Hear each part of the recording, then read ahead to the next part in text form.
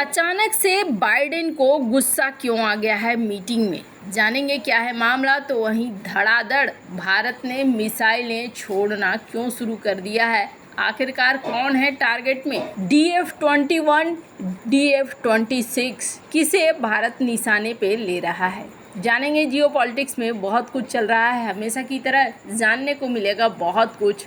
आइए जानते हैं इन खबरों को विस्तार से। अमेरिकी राष्ट्रपति जो बाइडेन शुक्रवार को रूसी राष्ट्रपति पुतिन से जुड़ा सवाल पूछने पर एक ब्रिटिश पत्रकार पर बुरी तरीके से नाराज हो गए। दरअसल पुतिन ने पश्चिमी देशों को धमकी दी थी कि अगर यूक्रेन को लंबी दूरी तक हमला करने वाली मिसाइल का इस्तेमाल करने की अनुमति दी गई तो इसका अंजाम बहुत बुरा होगा। रॉयटर्स की रिपोर्ट के मुताबिक स्काई न्यूज के एक रिपोर्टर ने इसे लेकर बाइडेन से पूछा कि क्या यूक्रेन को इसकी इजाजत मिल रही है। इस सवाल पर बाइडेन ने आपा खो दिया और उन्होंने कहा, जब तक मैं बोल रहा हूँ तब तक खामोश रहें, यही ठीक रहेगा। इसके बाद भी जब रिपोर्टर अपना सवाल जारी रखे हुए थे तो बाइडेन नाराज हो गए और उन्होंने कहा कि अब आपको चुप रहना ही होगा, मैं अब बयान देने जा रहा हूँ। पुतिन इस जंग को कभी नहीं जीत पाएंगे।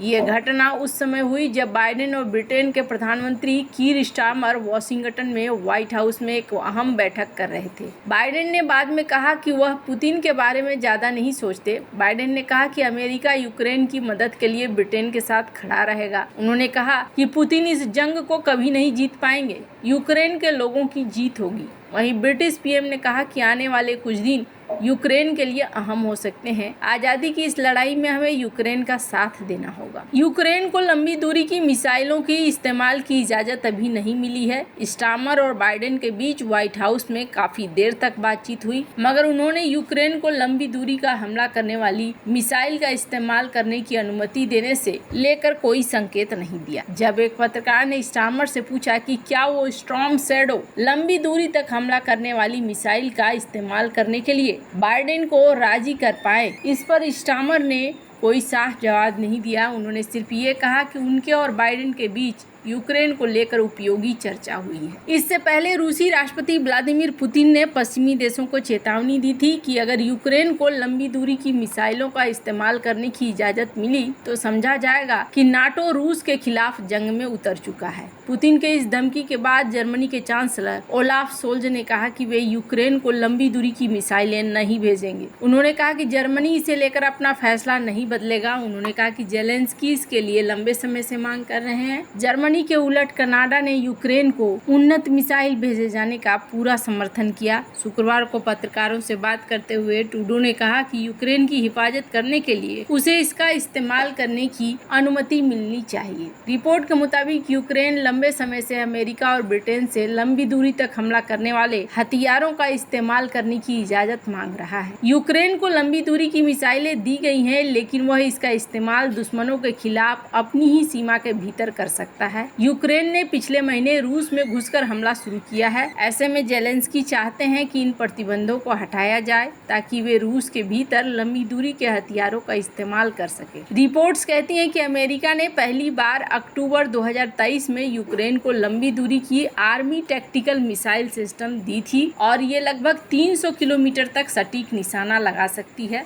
हाल ही में CNN को दिए गए एक इंटरव्यू में यूक्रेनी रक्षा मंत्री रुस्तम उमरोव ने कहा है कि रूस यूक्रेनी शहरों पर हमला करने के लिए जिन ठिकानों का उपयोग करता है वे इन मिसाइलों की सीमा के भीतर हैं। अब यहाँ फिलहाल के लिए यही माना जा रहा है कि बाइडेन डर से नहीं दे रहे हैं। बाइडेन नहीं चाह रहे हैं कि ये लड़ाई बहुत ज़्यादा बढ़े और इस लड़ाई के बढ़ने से समस्याएं भी और ज़्यादा बढ़े। स्क्रीन पे आप देख रहे हैं मैप, कहा जा रहा है कि अगर ये लड़ाई बढ़ती है तो ये लड़ाई कुछ इस हिसाब से बढ़ेगी। न्यूक्लियर हथियार बहुत सारे जगहों को निशाना बनाएंगे। रूस भी उन निशानों को लेकर बैठा हुआ है। यही वजह है कि यहाँ ये देश नहीं चाहते हैं कि ये लड़ाई और ज़्यादा भड़के, और अगर और ज़्यादा भड़कती है तो फिर सबसे बड़ी समस्या खड़ी हो जाएगी। वैसे परमाणु युद्ध को अगर साथ लेना है तभी ये चीज़ें होंगी और उम्मीद की जा रही है कि ऐसी चीज़ों को रोकने के लिए दुनिया के देश साथ आएंगे और साथ आकर इस समस्या को रोकेंगे। इसे और आगे बढ़ाना किसी बड़े खतरे को बुलाने जैसा है जो होना नहीं चाहिए। फिलहाल के लिए तो माना जा रहा है कि यहाँ परमिशन नहीं ही मिला है और लंबी दूरी की मिसाइलों का इस्तेमाल नहीं करेगा, पर अगर किसी तरीके से यूक्रेन ने ऐसा किया तो समझ लीजिए कि समस्याओं को बुलावा देना होगा। जहां एक तरफ ये सब कुछ हो रहा है तो वहीं दूसरी तरफ भारत भी ताबड़तोड़ एक्शन में लगा हुआ है। इधर बीच भारत ने मिसाइलों को लगातार फायर किया है। आसपास के अंतराल में भारत को देखा गया है कि भारत ने लगातार इस तरीके की चीजें करी है। 2 दिन पहले ही 6 गांवों को खाली कराया गया था चांदीपुर बालासोर डिस्ट्रिक्ट में, और उस समय 6 गांवों को खाली कराकर लोगों को एक टेम्पोररी शेल्टर में रखा गया था। तभी समझ में आ गया था कि यहाँ कुछ बड़ा होने वाला है। 2.5 किलोमीटर रेंज तक में 6 गांव के जितने लोग थे सभी को एक खास जगह पे भेज दिया गया था और कहा गया था कि जब तक ये पूरी तरीके से मिसाइल परीक्षण नहीं हो जाता है तब तक खाना पानी वगैरह सब कुछ मिलेगा। 100 गवर्नमेंट के अफसर यहाँ पहुँचे हुए थे और ये सारी चीज़ों का देखभाल कर रहे थे। तब जाकर निकल कर आया है कि भारत ने यहाँ पर 2 दिन मिसाइलों का परीक्षण किया है और ये जो मिसाइल हैं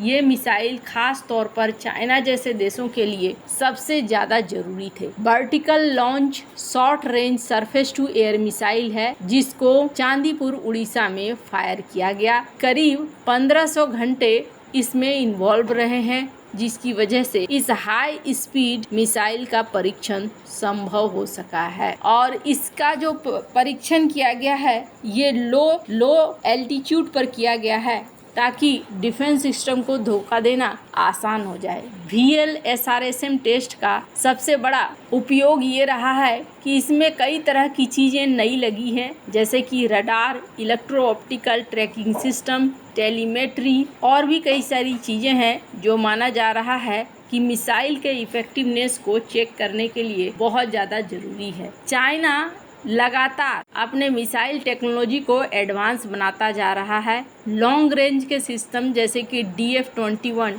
DF-26 इनको बना चुका है। इसके अलावे अपने जखीरे में नए नए मिसाइलों को वो तैनात रखता है। तो चाइना के ताकत को काउंटर करने के लिए भारत लगातार मिसाइलों को बड़े लेवल पर बनाता जा रहा है। वैसे जो ये सरफेस टू एयर मिसाइल है ये वर्टिकल लॉन्च का था और इसके 2 परीक्षण किए गए हैं, 2 दिन में किए गए हैं। बैक टू बैक भारत लगातार यहाँ पर परीक्षणों को कर रहा है और ये बताया जा रहा है कि खास तौर पर मिसाइलों को रेडी रखा जा रहा है। अगर किसी तरीके की परिस्थिति हुई तो कम से कम भारत उन चीज़ों को काउंटर कर पाएगा। इससे पहले भारत ने अग्नि 4 मिसाइल का परीक्षण किया था और उस समय भी इस बात को कहा गया था कि आखिरकार भारत इस इलाके में लगातार परीक्षण किए जा रहा है, क्या भारत किसी बड़ी चीज की तैयारी कर रहा है। आने वाले दिनों में कई सारी चीजें जानने को मिलेंगी।